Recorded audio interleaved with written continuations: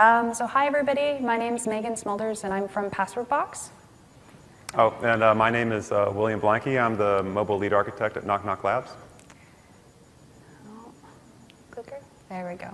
So today we're going to talk a little bit about the Samsung Pass SDK. We're really excited about it, and we're going to give you perspective from the security side, from the convenience side, which are both two words that aren't typically put into the same sentence, as well as show you how you can leverage the FIDO Alliance, FIDO-ready programming within your applications as well. So to start, I'm going to tell you a little bit of story. I'm sure you guys all have seen biometrics grow over the past few years. They've been around for a long time, but it's hard to believe or remember the day where we only had, let's say, 3 passwords to manage. Whether it be our email account, our AOL, MSN, and then maybe a MySpace if we were really popular. Managing those 3 passwords was really easy. There wasn't as much of a security pressure of hacks that were going on. It was very simple to manage, and that was it. But as time continued on, all of a sudden, everyone started adopting, real life into a digital life. So now you're having your businesses, your social media, your banking, your dating, your business, whatever, is all moving online. And now this expectation of those passwords is getting bigger and bigger and bigger.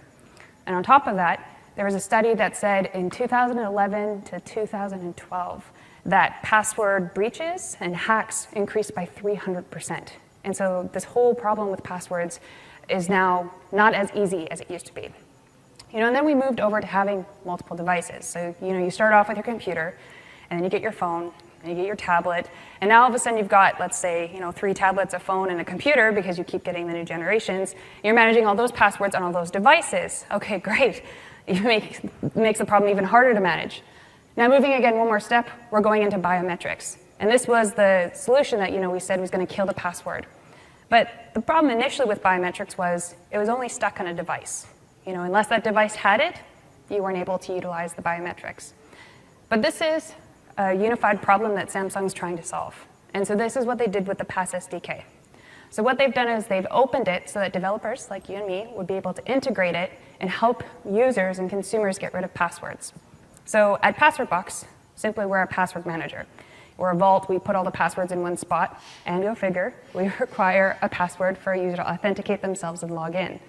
But because Samsung's opened up this Pass SDK, we're now able to utilize the fingerprint and the biometric so that Passwordbox can know it's really you by just simply logging in with your fingerprint.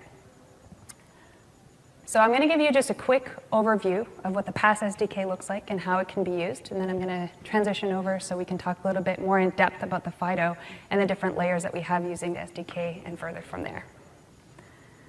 So what is Pass SDK? So this was built by Samsung, and it's an API that allows you to use the fingerprint reader on any of the Samsung devices. So it reinforces the ability to use that device, but with it, use the fingerprint reader, but within mobile apps. So these are the collection of devices that you're able to use it on. So you've got your phones, you've got your tablets, and the bigger tablets as well that you can utilize this on. And it's different across all of them, at least in the features that are available. So as far as setting up the fingerprint reader, the typical user experience looks a little bit like this. So the user would go into their phone. Very simply, they tap on the gear icon in the top corner there to access their settings, go to the fingerprint scanner, and then go to the fingerprint manager. This is built into the device. And there, you can scan your finger and add it to that device. And you can add up to 3 fingers. So you scan it a few times, it stores, and that's it. So then once you register, you can put a name on it so you know which finger it is, that kind of thing. And then after, when you click register, it asks for a password. And so this is if you're super clumsy like me and you happen to spill coffee on the fingerprint reader and you still need to get access to the device, you can use that password as a backup. So that's really important. And then once you've actually enabled the fingerprint on the device, you tap OK, and the experience looks a little bit like this. Once you log out of the phone to go back in, all you have to do is swipe your finger, and you're in. So I'm going to go a little bit into the architect of what that looks like. So it's as simple as this. You can take that SDK and you can embed it into your mobile app. As a mobile app, you have no visibility to the number of fingers that are stored there. You have no visibility to what they look like. That is all done within the Samsung device. But you're able to utilize it. It sends a call through to the fingerprint management in your app. So you say, okay, I'm going to trigger the fingerprint reader. You scan the finger, goes to the API, goes to the fingerprint manager, and if it passes, it says, yes, it matches this template. It goes back to the app and says, okay, green light, you can go in. It's reliable like that. I wish my boyfriend was that reliable, but that's fine. So you can go through and you're able to manage all of the fingerprints like that. So now we're just going to go a little bit into the code and what that looks like. So here, this is when you actually have the code and you're able to see what is on the device. Does this device support the Pass SDK? So here you can see, and if there's an exception, it throws back and lets you know. At the bottom, you can see there's a version code. So this is where you're able to see the version of the SDK. It's not necessarily that important, but it's just something to know that it's there. Here, this is checking the feature availability. So when each of the devices that I showed, whether it be the phones or the tablets, all of them have different availabilities of features that are on that device. So here you'd be able to identify, okay, which ones have which and what the SDK can offer. So you have a little bit of flexibility within your mobile app. And this is registering the fingerprints. So kind of in that video I showed you there, typically what the user would do is they would go into the settings, they would register their finger, and then in your mobile application, you would be able to go to the settings and just say, turn on fingerprint recognition. It takes that default fingerprint from the fingerprint manager. But if you wanted to put into your app, you would be able to put this there and actually allow the fingerprint overlay to come up in your app so that the user could add and remove fingerprints right inside your app. As soon as that action is done, the overlay will disappear and the user will end up right back in the app where they left off. With Password Box, we don't allow users to do that. They have to go to the settings to set the default, because as soon as you register a finger, that's the one that gets you into the account. So that's how we've used it. So this is what the overlay looks like. So you can do a bunch of different things here. You can customize the UI to be whatever you like. If you want to have a little logo in the bottom, the transparency, the colors, if you want to have a guider for the fingerprint. You can also decide if you want to have a backup password. So there's that little keyboard with the little lock on the side. You can tap that if it's required a password, maybe as additional security level, or if you need a backup option. Depending on where the user clicks, if they tap on the X or tap outside of the box, you have the ability to say, okay, is it going to just stay static there, or is it going to disappear and close the app? So you can customize that as well. And then lastly, you can also not even use any UI and just use the fingerprint scanner without anything there, so the user can just use that as well. And this is what that code looks like. So here you can go through and see each of the different identifiers of the UI, whether it be the background transparency, the logos, or what you want it to look like, or if you want to have it dismissed at the bottom there. So you're able to customize all these things for whatever preference you have for your mobile app. So that's just a high level of what the code looks like for the Pass SDK and how Password Box has used it. So again, all of the information we have is stored locally on the device, and using the fingerprint, it acts as a PIN code. So if the user would like to log in more securely or simply, they can decide, okay, do I want my master password, do I want my fingerprint, and eventually be able to have both of them as multiple layers of security. So we have that ability to do that. So now I'm going to transfer over to William here, and he's going to tell you a bit about the Pass SDK as well as the FIDO Alliance. Great. Thanks, Megan. Let's see here. Okay, so Megan talked about Password Box and how it uses the Pass SDK to unlock the password store for their password manager. My name is William Blanke. I'm from Knock Knock Labs. I'm the mobile lead architect there. We're going to be talking about how we use the Pass SDK. We layer on top of it to provide implementation of the FIDO UAF protocol, which uses asymmetric crypto for doing remote authentication. That is authentication from a client to a server. And we're going to be showing how the Samsung Galaxy S5 and the Note and the Tab with the fingerprint sensor support the FIDO UAF protocol. And also be giving a demo of how PayPal has rolled out an implementation. So you can go ahead and download PayPal today. On your Samsung device, you can buy things with your fingerprint scan. Alipay has done something similar. Alipay is the payment arm of Alibaba. Okay, so we said FIDO UAF protocol uses asymmetric crypto, public-private key pairs. Why do I care? The world works like using passwords today. It works pretty well. Maybe we can just go with that. Well, passwords are really a barrier to delivering secure online services. We hear more and more news breaks about sites being compromised, credentials being stolen, passwords are shared secrets. They're on the server. Hacker attacks the server. They get all the credentials. And really, the problem is that we're asking the user really to do too much. The user goes to a new site. He has to think of a secure, strong password. He has to think of a unique, secure, strong password for every site. That's too much to keep in their head. What happens usually is the user thinks of a simple password for every site. That simple password is easy for an attacker to guess, okay, and compromise the credentials on a site. Or they think of a really strong password and they use it across multiple sites. So if one site is compromised, then that user is compromised for all the sites. The other thing is the user has to worry about, are they actually logging onto the site they think they're logging onto? Maybe that site is being phished. The user is fooled by this fake site. They enter their credentials in, and their credentials are compromised that way. And the user could do everything correctly, okay, but the device or the laptop has malware installed. It's got a keylogger installed. The user types in their credentials, and their credentials are stolen that way. So passwords are a problem for users. Password managers can help mitigate some of these issues, as Maeghan has talked about. And indeed, a lot of other people have been trying to strengthen how passwords work. For example, a lot of sites, they'll have send you a SMS text message with a code, right? You have to take that code, enter it into the website in order to authenticate. Or a site will give you a token. I know I have a couple tokens from different banks that I have to use. Token has a code on it. You have to enter the code to authenticate. But there are problems with those techniques. SMS messages, you have coverage problems. If I'm in China, I don't have a cell phone signal. I can't get an SMS message. I can't log into the site. There's delays. SMS may come. It may take a while longer to come. It may never come. You have to worry about that. And some providers, they charge for SMS messages. Somebody has to bear that cost. Tokens usually have a token per site. I've got a whole drawer for tokens. Tokens cost money. Somebody has to bear that cost. And they're fragile, right? If they break, you have to have some way to replace it. That's going to be a problem for the site owners. But the real problem with all these methods is the user experience. The user experience is already bad with passwords. And then now you have SMS messages that you have to type in. You have tokens that you have to type in. They're still going to find that even harder than thinking of new passwords.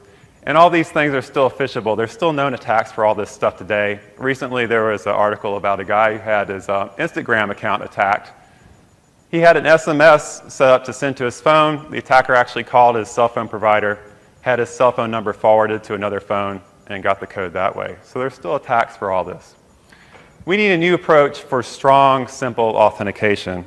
And indeed, a lot of companies realize that. And a lot of these companies are in the FIDO Alliance. Okay, so if you don't know what the FIDO Alliance is an organization of about 140 companies.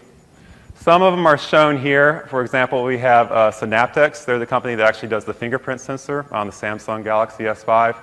We have ARM, we have Qualcomm, we have Samsung, of course, which makes all the Samsung line of devices. We've got Google.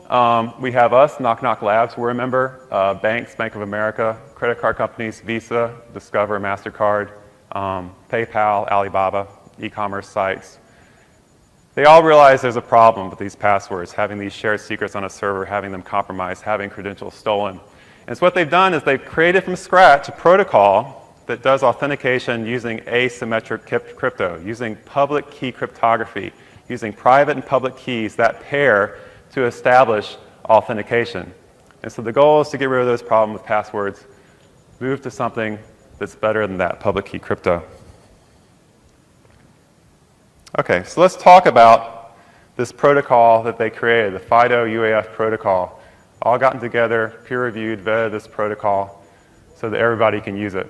And there's two main things that the UAF protocol gives to you. Number one, it insulates your app from device authentication capabilities. That is, I may have a device, maybe it's a phone, maybe it's a laptop, what have you. That device may have multiple authentication techniques. It could have fingerprint scanning, it could have voice recognition, it could have face recognition. The protocol insulates your app, your site from all those capabilities. In the protocol, you specify a policy about which authenticators you're willing to accept for a certain operation. That policy is shipped down through the protocol. The client on the device decides which of the authenticators match the policy. If one matches, the user is allowed to use that authenticator. Number two, we're using public key cryptography okay, in order to do the authentication, okay, not using shared secrets. The user swipes their finger. In the case of a fingerprint authenticator, that fingerprint swipe unlocks a private key. Okay, that private key is used to sign a challenge sent down from the server. That signed challenge is sent back up to the server. Server verifies the signature using the public key on the server, and the user is authenticated that way. Okay, so this gives us a lot of benefits by using the FIDO-UAF protocol. Number one, simpler usability, simpler, quicker authentication methods. Okay, scanning a fingerprint, a lot simpler than entering your password, than getting an SMS message on top of that. We use users' existing devices. Most people carry their phone around all the time. You know, their laptops around half the time. We might as well use those devices to our advantage. Stronger security. We're dealing with public key cryptography, asymmetric crypto, not shared secrets like passphrases. Okay? Private key, generated, stored, never leaves the device. Okay? Public key is what's stored on the server. If an attacker hacks into a server, steals all the public keys on the server, what have they gained? They haven't really gained anything, right? You can't use a public key to authenticate. You need the private key. So we've eliminated that attack vector. Risk appropriate. Via the policy, you can specify which authenticator you're willing to accept for a certain operation. If the operation is just like looking up a reservation, okay, just viewing it, maybe you don't need a very secure authenticator. If the operation is a transaction of $100,000, maybe you need a very secure authenticator, and you can specify that in the policy. We have a client running all these devices, whether they're a laptop or a phone. You can leverage all the secure hardware available by using the client. So if the device has, a TPM, secure element, trusted execution environment, if an authenticator does everything in hardware, if it generates the keys, stores the keys, does the match in hardware, does the signature in hardware, you can utilize all that to have a very secure implementation. And finally, reduce complexity. Unified and flexible infrastructure, no matter what device you're dealing with, whether it's a phone or a laptop, okay, whatever operating system you're dealing with, the FIDO-UAF protocol is the same on all of them. Once you implement things on the server, you never have to change your back-end server infrastructure, okay? You can continue to support new devices as they come out, new authenticators as they come out. Just change the policy, reduce support, future-proof. Okay. So this is the architecture as it's done on the Samsung line of devices, whether it's a Samsung S5, whether it's a Tab, or whether it's a Note. And essentially, make sure I have this. Right here, we've got the Samsung fingerprint sensor, right? Right up here, we have the Pass SDK, okay? So that's where the Pass SDK lies. What we've done is, at Knock Knock Labs, we've implemented FIDO-UAF, and we've created a client that gets installed on the Samsung line of devices that lies over the Pass SDK. Okay, so we abstract the authenticator. We've also created a server on this side that stores the public keys and processes the response and makes sure that the responses are validated. Your app sits here, and it calls into our client. Your website, if it's running on a browser, the S browser has support for FIDO-UAF as well. You can do fingerprint authentication from a website as well. It sits over here and calls the Knock Knock Impact client. Your front-facing server sits here. Your risk and identity systems, if you have any, sit there. So on Samsung devices, FIDO-ready capabilities built on top of the Pass SDK. Okay, so I'm just going to go through FIDO-UAF protocol registration flow, okay? So you have a session established for the user, right? Either you've created a new user or the user has logged on with a password. Your server has a session established with that user, and the client has a session established with that user. On the left-hand side, we have the device, whether it's a phone, whether it's a laptop, what have you. On the right-hand side, we have your back-end server infrastructure, your front-facing web server, okay, and then our Knock Knock Labs multi-factor authentication server sitting behind the firewall. On the device side, we have your app or your website running inside the browser, and then you have the Knock Knock Labs multi-factor authentication client sitting here, which lies above the Pass SDK. The important thing to notice here is that this is your app, this is your web server. Your app talks to your web server using some communication method, right? Whatever you use, we don't care We don't want to change that. We don't want to add any new entry points into your firewall. You're going to use your app and your server to communicate things. And your app and your server, what they're mainly doing is they're passing back requests and responses from the multi-factor authentication client to the multi-factor authentication server. That's their main role. So there's not a lot of things that your app and your server have to do. They just have to act as a conduit. If we want to do a registration request, the first thing you need to do is your app needs to ask the multi-factor authentication server for a FIDO UAF registration request. Okay? And it does that by making a call over your communication link to your server. Your server forwards it to the multi-factor authentication server. If there is a session established for the user, obviously that's the gate, right? You have to have a session before you do a registration. The multi-factor authentication server gets the policy that you've established using your policy configuration. It also generates a challenge. It gives that back to your server. Your server forwards it to your app. Your app forwards it to the multi-factor authentication client. The Knock Knock Labs multi-factor authentication client evaluates the policy, sees if there's an authenticator that matches the policy. If there's an authenticator that matches the policy, like it's a fingerprint sensor, it asks the user to scan their finger. It generates a private key for that user per site, generated on the device, never leaves the device, takes the public key portion and the signed challenge signed by the private key, gives it to your app forwards it on to your server, which then forwards it on to the Knock Knock Labs multi-factor authentication server.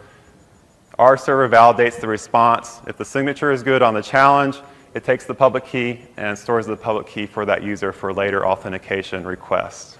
So that's how it goes end to end. So that looks really like you're going to have to write a lot of code, right, for all those operations. But as a matter of fact, you don't. Okay, like I said, most of the things that your app and your server have to do is just forward things from our client to our server. So this is pretty much all the code you would really need. I took out all the error handling. I took out all the threading support. I took out a lot of stuff here because we don't know how you communicate from your app to your server. That's really for you to decide. But this is the guts of it. So you're just going to initialize our multi-factor authentication client, SDK, which you're going to be calling into. And then down here, you're going to be setting up the parameters. And the main parameter is this FIDO UAF registration request that you have to ask our server for, right? So you're going to get that somehow. You're going to ask your server to ask our server via REST API, very simple REST API, to grab that blob of text from us that contains the FIDO UAF request. You're going to pass it down to our client using this mFIDO process call. Okay, so now it goes down to the client. Client evaluates the policy, again, generates the key, signs the challenge, submits the public key. You get that response. You pass it back to your server, which then forwards it on, to our server. And our server evaluates it and then stores the public key if the response is valid. For a FIDO UAF protocol authentication flow, this looks pretty similar to the registration, right? It's the same thing. There's not really much of a change here, except we're just doing it kind of in reverse. Instead of putting a public key on the server, we're using that public key to verify the signature to do an authentication. So again, your app asks for the FIDO UAF authentication request from the server. Server gets it, gets the policy request, generates a challenge. You forward that on to the client. Client sees that the policy matches any of the authenticators, asks the user if it's a fingerprint sensor to unlock the private key using their fingerprint. Private key used to sign the challenge. Okay, we forward the signed challenge through your app, through your web server. Our server validates the signed challenge with the public key stored on the server. If the signed challenge is good, then we give the response back to your server. And at that point, your server determines if you're willing to grant a session to the user, right? We don't grant sessions. You grant sessions. We just tell you if the signed challenge is OK. So again, very similar. OK, so I'm going to give a demo here, a video of doing a FIDO UAF authentication using the fingerprint sensor on the Note 4 with the PayPal implementation. You can see it here, or you can go ahead and download PayPal onto your own S5 or Note or Tab, and you'll see exactly the same thing. Try to go ahead and use your fingerprint to pay for things using PayPal. If you're going back to China and you have an Alipay account, Alipay is the payment branch of Alibaba, and Alipay has rolled this out to the Alipay app as well. And Alipay serves millions and millions of users, so this approach does scale. Oops, sorry. Okay. Back one more. Back one more. And one, just one. Just one. Okay, there we go. I got it, sorry. Okay, so we're going to log into a site here, give by PayPal, is pressed. It goes and gets the authentication request from the server, comes down, sends it to the client. Client says that the fingerprint sensor is okay. Users scan their fingerprint, and then you're able to pay with PayPal. You basically authenticate it to PayPal, and PayPal will allow the payment. So it's literally that fast. Okay, so for more information, you can visit us at the Solutions Showcase. We share a booth with Password Box. We'd be happy to see you. It's in the mobile area, the Pass SDK pod. Again, Password Box is using the Pass SDK to unlock their password store using their password manager. And we're layering the FIDO UAF protocol on top of the Pass SDK, so you can use FIDO UAF on your Samsung line of devices. For the Pass SDK, which is provided by Samsung, you can go to their site and get the SDK API reference and the sample code and application. And as an ISV, you can do local authentication using the Pass SDK today. For FIDO Alliance and FIDO UAF ready products, you can go to the FIDO Alliance website. Again, it's got the specifications there. And at Knock Knock Labs, we're one of the first implementations with a client-server framework that supports FIDO UAF going forward, using public key cryptography to do authentication instead of passwords. And if you want, you can go to our website. We are Knock Knock Labs. We have the FIDO Ready SDK for either your Android app or for your website. We are integrated to S Browser with a JavaScript SDK. There's sample code. We can even provide you with a hosted FIDO Ready evaluation server so you can see how things work before you actually deploy things on your back-end server infrastructure. And the URL is right here for that. Okay, so download SDK, the Samsung developers. Okay, so we will have a question and answer session at the end of the talk.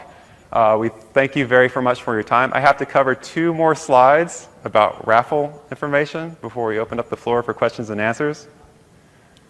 Right? Yep. Okay. So the 5 W's of session raffles. Okay, every time you attend a session, you're entered into the raffle. If you win, you must pick up your prize on site at the conference. You can only win once. Prizes include the Notes 4s, level headphones, and more. Wear at the partner theater on the 2nd floor. Win today at 4:30.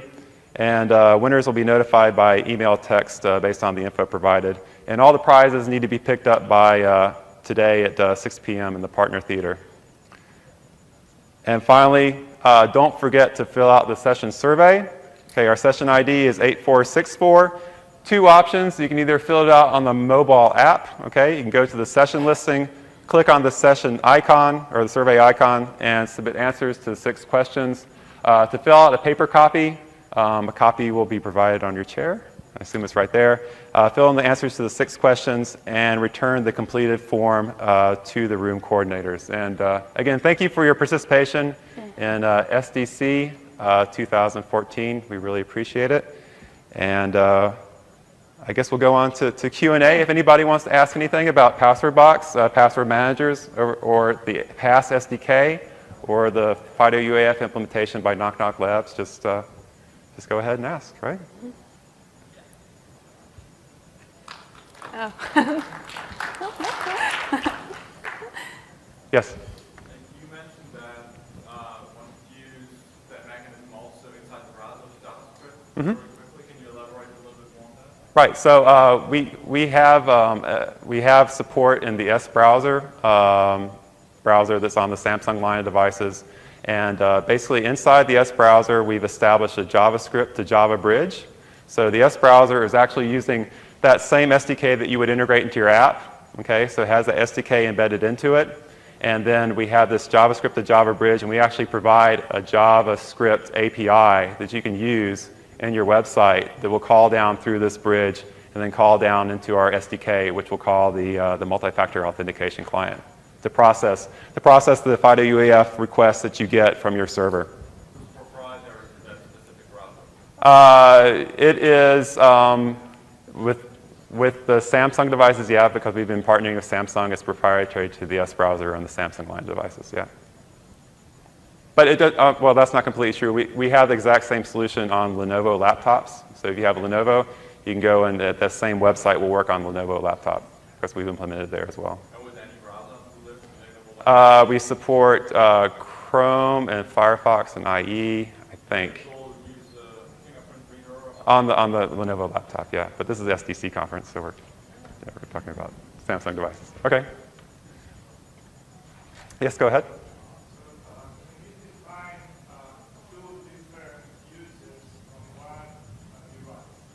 It's like a husband and wife scenario. On the Samsung S5, you can't. On the Note and the Tab, you can. It'll actually detect which finger you're using, and it'll log you into the right account.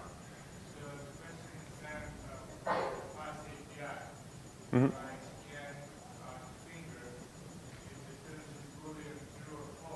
Right. At the Pass API, I don't think you can. I'm not sure about that. Do you know? It's a little bit different. Yeah, we have a few more hooks in there than the Pass API does. Mm-hmm. Yeah. I am not sure. I don't know. I can probably get the information to you later if I get your card. Would that be okay? I don't know off the top of my head. I'm really sorry. Yeah. Any other authenticators? We've been concentrating on fingerprint sensors since that's where everybody's excited about now. We do support the Lenovo fingerprint sensors on their newer laptops, the Touch ID and the fingerprint sensor on the Samsung line of devices. But again, the FIDO UAF specification is built so you're abstracted from the authenticators on the device. So the device could have any number of authenticators. If you go back to, the FIDO Alliance, I mean, there are 140 members. A lot of the members here are authenticator vendors, right? And they're all working to make their authenticators be FIDO UAF compatible. And you can imagine on future devices, those authenticators will be available, right? So there'll be more authenticators besides just fingerprint sensors. It's just fingerprint sensors is what's currently on the market. But you can imagine, we've experimented with voice recognition, with face recognition, and of course just with pins and stuff like that. But virtually any authenticator you can imagine you could put onto a device, and really the site is in control about which ones they accept, right? So if you're a website, you can say like, well, I trust the Samsung fingerprint sensor for doing this operation, but I don't trust like such and such as guess the box authenticator. Can I use like a on the device that doesn't have No, we only support the fingerprint scanner at this time on the Samsung devices. Yes, go ahead. The back end. Uh-huh. You're one vendor out there that has a FIDO Alliance server that processes the protocol. Right. Right. So we We're- don't necessarily need your particular. No. Yeah, it's an open protocol, and so you can anybody out there can right now we're the only one because the final specification hasn't been published. It's going to be published this month or next month. At that point, anybody will be able to create one. So But do you know if the SDK and Ox because there's so much stuff, Mhm. standard computer. yeah. Do you know if they have a FIDO server? I do not know. I would be surprised since we're actually one of the founders of the specification. We started from it from the earliest days, so we're probably ahead of everybody else at this time. But they might. I don't know. I don't know what they're doing on their side. Just, as a point of FIDO, if you wanted to put it open and standard. Yes. Oh, yeah. Anybody. Any vendor can take Any vendor can take the spec and implement it. Absolutely. Right. Yeah. And so your server is like any other open source offering. Right. It's replaceable by some other vendor, It could be. or I can just do it myself. And there's we can also layer additional functionality on top of our server besides just support for the base UAF protocol, right? Like that's what we're aiming for. You have a sort of standard spec sheet as to the resource requirements of a server. Oh, absolutely. And again, this is already working in the field. I mean, PayPal have already deployed our server. Alipay has already deployed our server. Yeah, now the users that can handle memory, it's working in a clustered environment and so on, yeah. Yeah.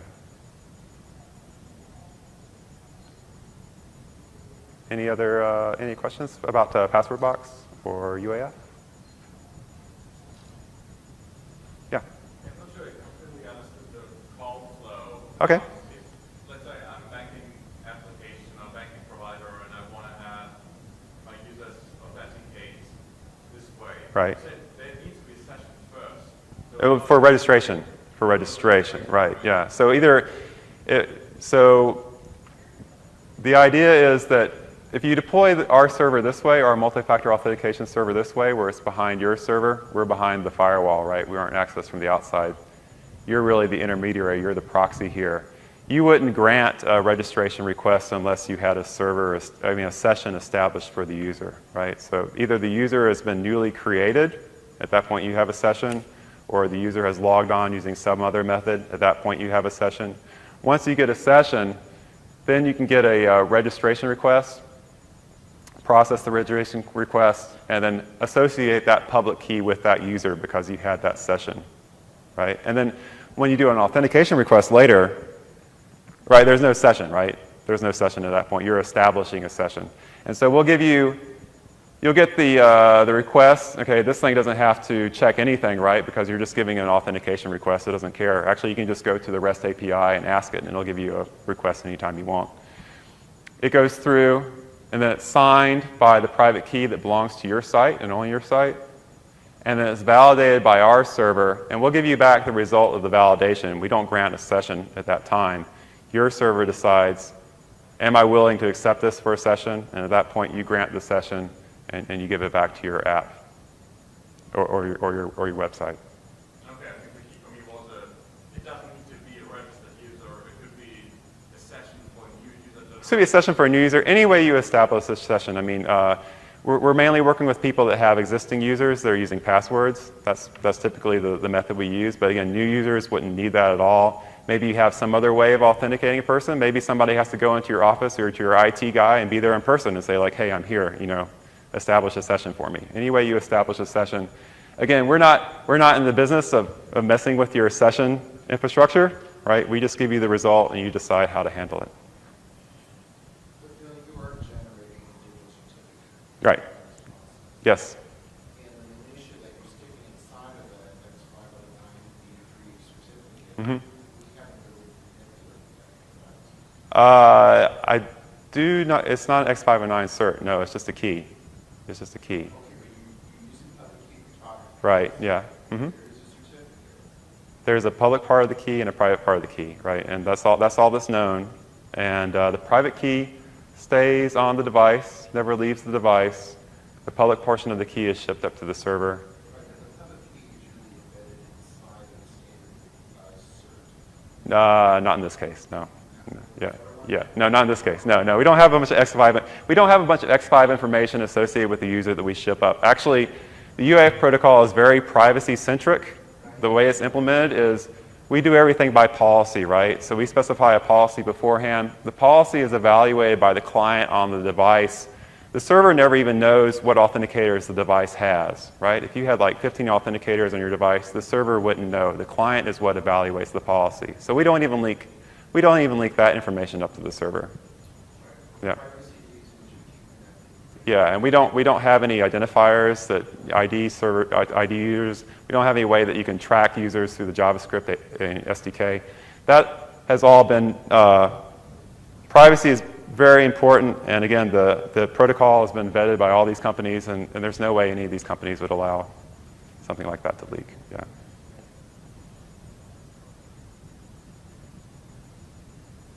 We're trying to replace passwords. We're not trying to create more problems. No, I understand the password stuff. It's just that a lot of existing legacy systems Yeah. have APIs. Right. Right. Right. Right. Oh, instead of replacing a password-based system with a PKI-based system? Yeah. Right. So if you had an existing PKI system and you want to migrate to a UAF system, again, I think it'd probably be easiest to establish a session using the existing PKI and then do a registration flow and then go from there from scratch, right? To do a registration to have another key stored and associated with that user on the MFAS server. Yeah, I think so. That's what I would do it. But there'd be different ways to do it. Maybe you could do some other association using the existing keys. Right. Some migration that way.